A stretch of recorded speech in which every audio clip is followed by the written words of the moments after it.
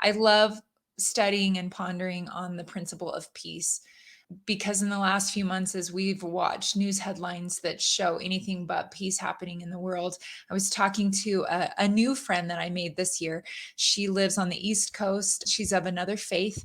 And we were discussing the trauma in the Middle East. And I remember we both were talking about what efforts had been made to create peace in that region and have we failed?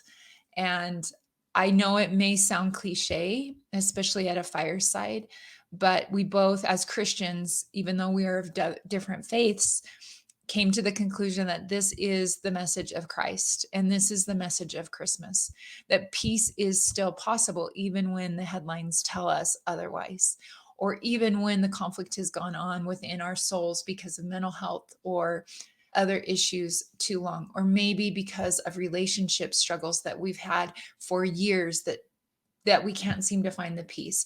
I just want to share some thoughts on where we can find that peace, as our two previous speakers have done such a beautiful job of.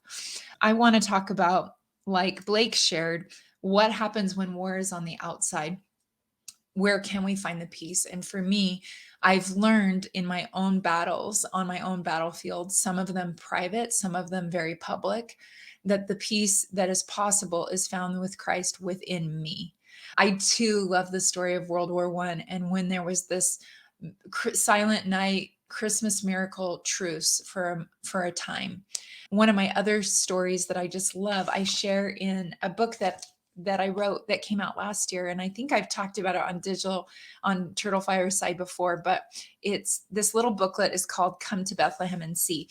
And one of my favorite, if not my most favorite Christmas carols is I Heard the Bells on Christmas Day. And I struggle to talk about this because I always get very weepy. It was my grandfather's favorite song. And it's always a good sign to me when it's picked to be sung on Christmas Sunday at church. And I love the story behind this song. In this book, Come to Bethlehem and See, I write about the behind the scenes of this Christmas carol. It was penned by Longfellow from a poem that he wrote after a season of great loss and sustained grief. His beloved wife had died, followed by the news of his eldest son's crippling war injury. This time of tragedy could have left Longfellow hopeless and despondent. We see some of that hopelessness in the second to the last stanza of the carol. And in despair, I bowed my head. There is no peace on earth, I said, for hate is strong and mocks the song of peace on earth, goodwill to men. However, in spite of the family's many misfortunes, Longfellow further penned words that preach a sermon of peace, words of hope that touch the deepest parts of my heart, and I hope they touch your heart too. Then pealed the bells more loud and deep. God is not dead, nor doth he sleep. The wrong shall fail, the right prevail, with peace on earth, goodwill to men. Aren't we glad that God is not dead, nor does he sleep? He actually has everything under control and is ever watchful, which allows us the opportunity to rest in his knowledge. He knows more. He knows the beginning from the end of the stories that we're fighting. And so when you're at war on the outside, I invite you to find peace within, because each of God's creations, including you and I, have the light of Christ within us. John 1:4 says, in him was life, and the life was the light of men. That light of Christ is reflected in the lights of the season. I love Christmas lights. I beg to get our Christmas lights, white Christmas lights, put up outside our home in October. I call them ghost lights in October. I call them gratitude lights in November. I call them Christmas lights during Christmas. And in January, I like to keep them up as long as possible because it's dark outside and they are my New Year's lights. The light of Christ is within each of us. Many of you know here at Turtle House of the loss of my sister Meg 9 years ago to suicide. Her story of depression and struggle throughout her life and her eventual choice and struggle to die by suicide is a complex story. I've shared it publicly in many places on many stages across the world. And I don't ever want to oversimplify it, but for time, I just want to share with you that what her passing has taught me is that there is always light possible, that suicide is one decision someone makes that affects the other choices that they have available. So I invite you this Christmas, just like Longfellow, who at the moment of writing his poem had really dealt with the loss of his wife and the struggle and grief of war in the injury of his son, and there was no evidence around him. The war around him was so loud. It was hard to find the peace within. And for those of you dealing with mental health, like my sister did for most of her life, I understand the exhaustion of your soul that you feel. And that especially during the winter months where maybe light is scarce and the sun goes down early and comes up late and it's cold, maybe where you live, I invite you to find the peace, the light that comes through Christ that's within you. There is always hope.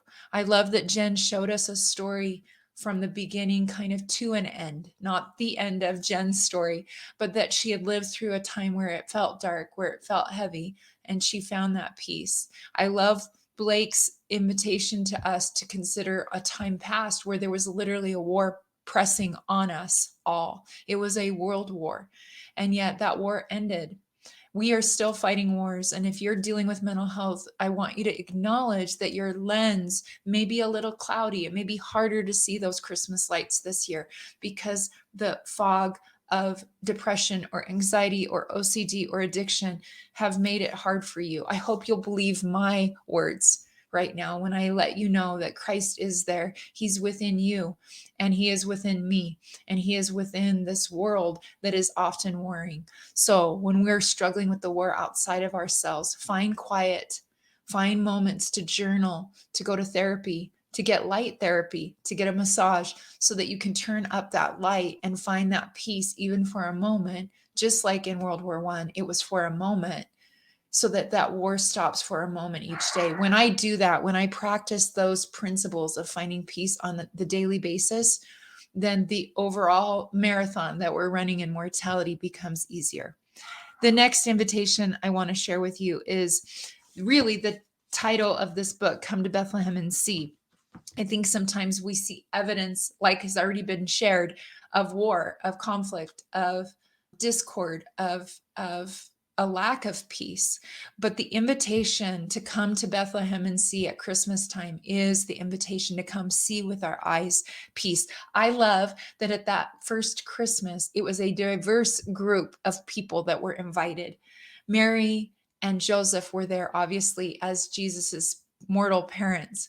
But we also know from the scriptures that angels were invited to be there and sing, that wise men came on a journey and eventually came to see, but they first saw a sign, a star.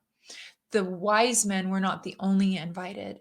There were animals there that were invited to come and see, and the shepherds came and saw. I love in John 8:12, it says, I am the light of the world. He that followeth me shall not walk in darkness, but shall have the light of life. Sometimes we play I Spy when we're driving in the car.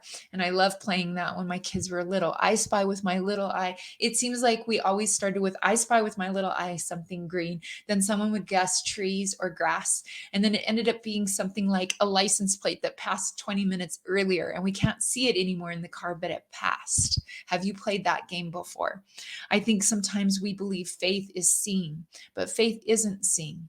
But there is opportunities for us to increase our faith by what we focus on, what we see with our eyes each day.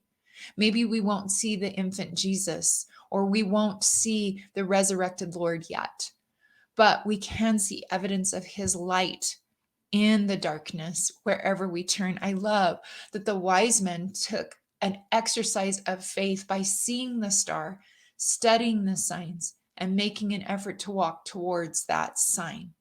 Each of us have an opportunity each day to spy with our little eye evidences of faith, evidences of God, and evidences of peace. There was a time in my life as a mom where I really was struggling to find peace every day. I was worried about one of my children in deep soul level worries that moms and dads understand. You pray prayers you never thought you would pray. And there wasn't a lot of peace in my child's heart and in our home at that time. I made a practice of going to the temple because I knew that when I was walking in darkness, I could find light in the temple. And this particular day that I went to the temple, I remember worshiping in the temple, serving in the temple, and not coming out of the temple with any great revelation. There wasn't any direction so that I could make my way forward in the dark. I didn't have any insight on how to help my child better or be more peaceful and patient as a mom. I remember crying that day a lot while I was serving in the temple. And I don't remember ever seeing anyone in the temple that day that I knew that was a friend. And that was unusual because usually, when you go to the same temple on a regular basis, it tends to be a boundary with people that maybe you live near or that you worship with. And I didn't see anyone that day that I knew. And I walked back to my car. As I approached my car, I could see something green was stuck on my window. And probably because of the headspace I was in, the thought was, oh no, someone's hit my car and they left their insurance information. That's where my headspace was at the time. I wasn't feeling a lot of peace. I couldn't see a lot of peace in my family. I couldn't see a lot of peace in my soul. And as I approached my car, as I got closer, I could see on the sticky note stuck on my window on the driver's side, it said, "You are loved." Now, I don't know about you, but the first thought I had was, even though I hadn't literally seen with my eye God walking through the temple that day, even though I wasn't at the Bethlehem nativity and saw with my little eye the Christ child in the manger, in that moment, I knew that God had seen me. I looked around the other cars to see if maybe there were green sticky notes on all the cars in the parking lot. Maybe some young women's had come through for a project. During that time, it was still personal progress and put green sticky notes on the cars. But my car was the only car. My car was the only car I saw a green sticky note. I knew in that moment that God had seen me, that He had seen me in my darkness. The burden hadn't been lifted, but it had been lightened because I had access to peace because I knew His love for me in that moment. I still have that green sticky note. It's in my study journal. I call it my small plates of Ganel-Lyn. And every year I get a new small plates out and start a new study journal where I write my gratitude list. I write experiences in the temple. I write impressions from studying the Book of Mormon. I write impressions from sacrament talks and conference talks. And that green sticky note gets moved every year to my new small plates. For many years, I carried a sticky note pad in my car, and I would leave "You Are Loved" sticky notes on other people's windows. I think I might start that again. It might be a good year for 2024 to share some of where I have seen God in my life. So I invite you. You are invited to come to Bethlehem and see. You are invited each day to see God, to see peace, to see where He is aware of you, even when you may not be so aware of Him. Those examples and evidences over my 52 years on earth have compiled. I could spend hours telling you of some of the heartbreak, some of the times where I didn't see God, where I didn't have answers, where I wasn't sure where to go. But as many as there are of those moments, there are even more of the other experiences where I've been shown peace and love from God that passes all understanding. Finally, in closing, I want you to know that within you is the peace, even when war is raging on the outside, that Christ is the center and source of peace. And finally, that peace is the plan. It's always been the plan. When we were in that big family meeting and we were told the plan, and we were told there would be anxiety and arthritis and acne, we cheered for joy because we knew the Prince of Peace would go before us and make it possible. The plan has always been that there would be opposition in all things. But because of Christ, He has overcome all. And because of that, it's by small and simple means that you and I, with God, can overcome. Alma 37:6 says, "By small and simple things are great things brought to pass." I am here to witness and testify to you that by small and simple means, the greatest things come to pass. God is not panicked. All you have to do is look at the full-time missionaries serving in the world right now that are 18, 19, and 20 years old. If God was a panicked God, he would probably send theologians and religion professors and paid clergy to go out and preach the gospel. Instead, he's called humble and teachable young warriors. One of those warriors is my daughter, and so I feel tender. I know Blake also has 2 missionaries out in the field serving. I tell my daughter often that I really love Jesus, and the evidence of that is I really love her, and to share her with the world at Christmas time is tender. I'm so grateful she has an opportunity to serve the people in Knoxville, Tennessee. And she's had an opportunity for 6 months before this to serve in the Mormon Battalion. I love the story of the Mormon Battalion. And for 6 months, my daughter was one of the sister missionaries that would share with people that visited the historic site in San Diego the message of the Mormon Battalion. Brigham Young promised the Mormon Battalion over 500 men and women and children that if they would march the 2,000 miles, they would be protected and would not have to fight war. And so they did. They marched. It took them almost a year. And when they arrived in the San Diego area, 40 or so members of the battalion had passed, but not because of fighting. They were not ever in combat. They did face some buffalo along the way. They faced some illness and some fatigue, but they made it to the San Diego area. And when they arrived, they taught the locals about brick making. They helped eventually with Sutter's Fort in Sacramento, where the gold rush started. They built trails for others in the migration west to come safely through.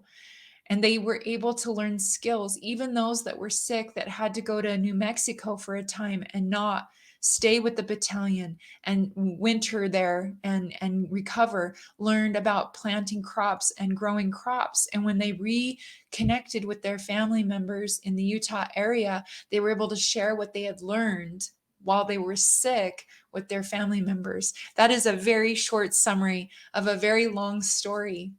And when my husband and I had an opportunity in October to go visit my daughter as a visitor center missionary and hear her tour and tell her testimony and share the story of the Mormon Battalion, I was touched that so often in our lives, we don't think the plan's working.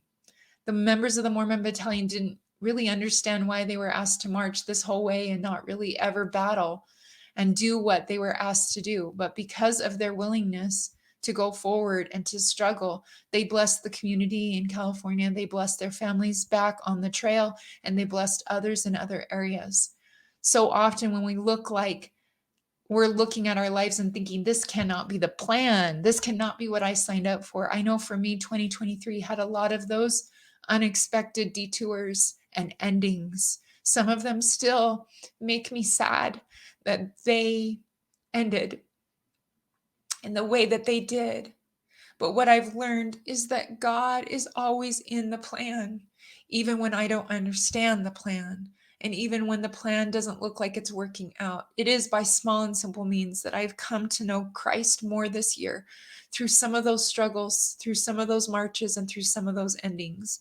I hope that you're seeing the small and simple means by which Christ, through his atonement, is working out your plan of happiness that is individual just for you.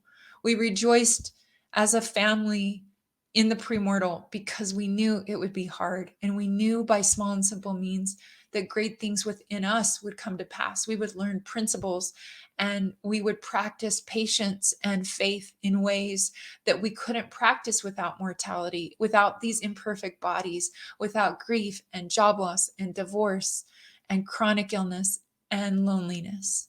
I hope at this time of year, regardless of what is on the outside, that you will find peace within, that you know that you personally are individually invited to come to Bethlehem and see the peace that is specific for you, that when you can't see God, he always can see you.